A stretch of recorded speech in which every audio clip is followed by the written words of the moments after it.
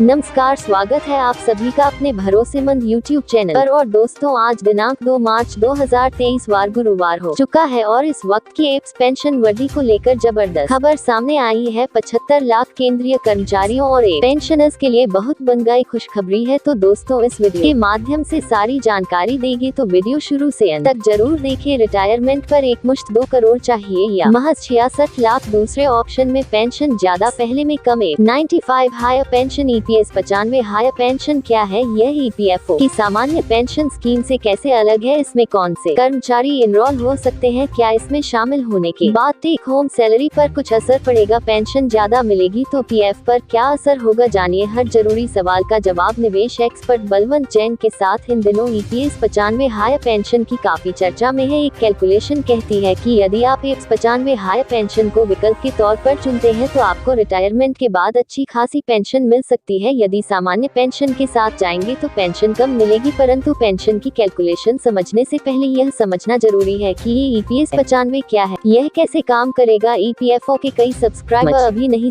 पा रहे हैं कि आखिर उन्हें ज्यादा पेंशन मिलेगी क्या उनके हाथ में आने वाले वेतन में से कुछ कटौती कर पैसा पेंशन फंड में डाला जाएगा या फिर किसी और तरीके से इसे बढ़ाया जाएगा। इसके अलावा एक सवाल ये भी कि कौन से कर्मचारी इसे चुन सकते हैं, अगर चुने तो क्यों, न चुने तो क्या नुकसान हो सकता है। अगर आप EPS 95 को लेकर किसी दुविधा में हैं तो फिक्र न करें, आप सही जगह पर हैं और आपके हर सवाल का जवाब हमने निवेश की दुनिया के एक बड़े एक्सपर्ट बलवंत जैन की मदद से पाने की कोशिश की है। इस सूचना के आधार पर आप यह तय कर पाएंगे कि क्या आपको हायर पेंशन का विकल्प चुनना है या नहीं। जिस EPS 95 की चर्चा है वो असल में है क्या? निवेश सलाहकार बलवंत जैन ने बताया कि प्राइवेट सेक्टर के कर्मचारियों जो EPFO के खाता धारक हैं, रिटायरमेंट के बाद पेंशन का लाभ दिलाने के लिए 1995 में नया नियम लागू किया गया था। इसे ही EPS 95 कहते हैं। इसके तहत पहले पेंशन फंड में अंशदान के लिए अधिकतम वेज 6,500 रूपए माना गया था, यानी आपकी सैलरी कितनी भी हो, पेंशन फंड में 6,500 का 8.33% ही जाएगा। बाद में इसे बढ़ाकर 15,000 रूपए कर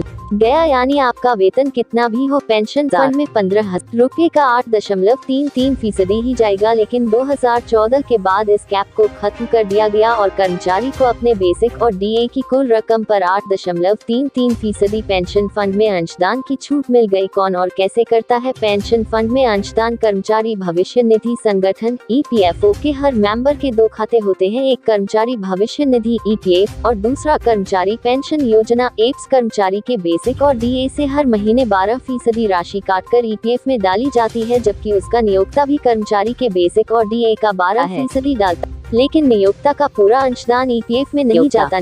के अंशदान में से 8.33% रकम EPS खाते में जाती, जबकि 3.67% रकम EPF खाते में डाली जाती है। क्या था, अब क्या बदल गया? बलवंत जैन कहते हैं पूरे बदलाव का कर्मचारी की ओर से होने वाले अंशदान कोई असर नहीं पड़ेगा। सारा चेंज नियोक्ता के अंशदान हिस्से में होना है। इसे थोड़ा कैलकुलेशन से समझना होगा। EPS में पहले 6,500 रूपए के अधिकतम वेज पर ही होता था। इसका मतलब हुआ कि अगर आपकी बेसिक और DA 1 लाख रुपए थी तो कर्मचारी की ओर से इसका 12,000 रूपए सीधे EPF खाते में डाल दिया।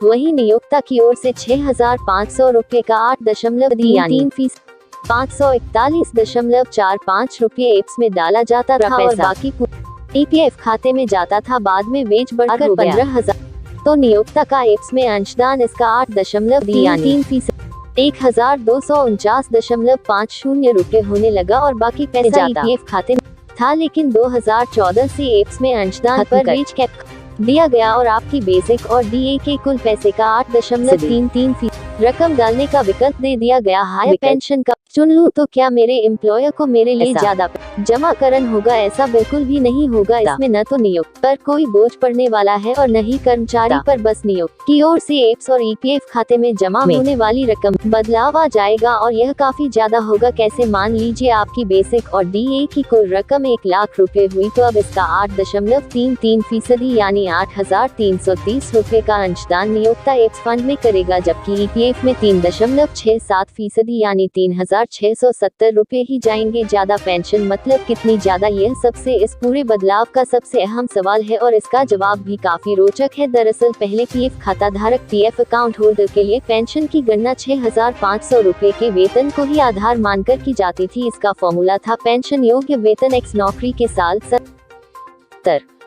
अगर किसी व्यक्ति ने 35 साल की नौकरी की तो इस फॉर्मूले पर वह रिटायरमेंट के बाद 3,250 रुपए पेंशन का हकदार होगा।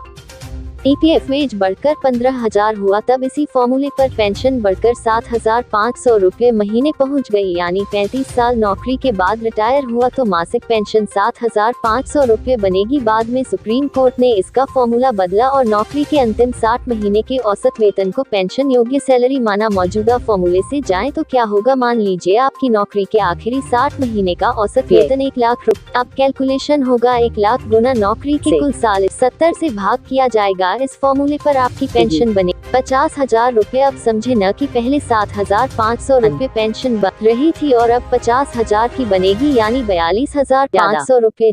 यदि मैं हायर पेंशन का विकल्प चुनता हूं तो मेरी टेक होम सैलरी पर क्या असर पड़ेगा? एक्सपर्ट का इसमें साफ जवाब है, कोई नहीं। कर्मचारी के हाथ में वेतन में कोई बदलाव नहीं होगा, फिर कर्मचारी पर असर होगा। हाँ, इसका असर आपके रिटायरमेंट फंड पर जरूर। जब कर्मचारी रिटायर होंगे तो उनके पीएफ खाते में रकम हायर पेंशन का ऑप्शन चुनने की वजह से कम हो जाए। इसका मतलब हुआ आपके हाथ में आने वाली एक मुश्त रकम जाएगी, लेकिन पेंशन वाली रकम बढ़ जाएगी। इसमें एनरोल कर या न करूं, देखिए इसका सभी के लिए स्पष्ट जवाब नहीं दे सकता। इस बदलाव का हर कर्मचारी पर अलग असर होगा और उन्हें अपने नफा नुकसान को देखते हुए सही विकल्प चुनना चाहिए। इतना जरूर कह सकते हैं कि अगर आपकी नौकरी के कम साल बचे हैं और वेतन में ज्यादा बढ़ोतरी की उम्मीद नहीं तो आपको फंड बनाने पर जोर देना चाहिए और पुरानी व्यवस्था के तहत अपने पीएफ खाते में ज्यादा रकम जमा करानी चाहिए। लेकिन अगर नौकरी की शुरुआत कम वेतन पर हुई थी और अब आपको अच्छी खासी सैलरी मिल रही है और नौकरी के कुछ साल बाकी भी हैं, तो एप्स 95 फायदे का सौदा है और आपको जरूर चुनना चाहिए। एक और बात, अगर आप हाई पेंशन का विकल्प चुनते हैं तो आपके पीएफ खाते में जमा रकम को नए नियम के अनुसार काटकर एप्स में डाल दिया जाएगा। क्या मैं हाई पेंशन पाने के लिए इनरोल कर सकता हूँ? यहाँ एक बात जानना बेहद जरूरी है कि यह योजना सभी कर्मचारियों के लिए नहीं है। सिर्फ वही कर्मचारी इसका चुनाव कर सकते हैं जो 2014 से पहले ईपीएफओ के सदस्य रहे हों। पहले भी ईपीएफओ ने इसे चुनने के लिए 6 महीने तक अपनी विंडो खोली थी, लेकिन अब 3 मार्च 2023 तक इसका चुनाव करने का विकल्प दिया है। लिहाजा अगर आप भी ज्यादा पेंशन पाने के इच्छुक हो तो इसका चुनाव बेधड़क कर सकते हैं। अगर मैं एनरोल न करूं तो क्या नुकसान होगा? देखिए, नफा नुकसान तो हर कर्मचारी के लिए अलग अलग हो सकता है। यहाँ 2 तरह के कैलकुलेशन से आप इसे समझ सकते हैं। पहला कैलकुलेशन, बिना हाई पेंशन के -1 लाख की सैलरी पर ईपीएफ में नियोक्ता का अंशदान हर महीने 10,750 रुपए यानी साल में 1.29 लाख रुपए,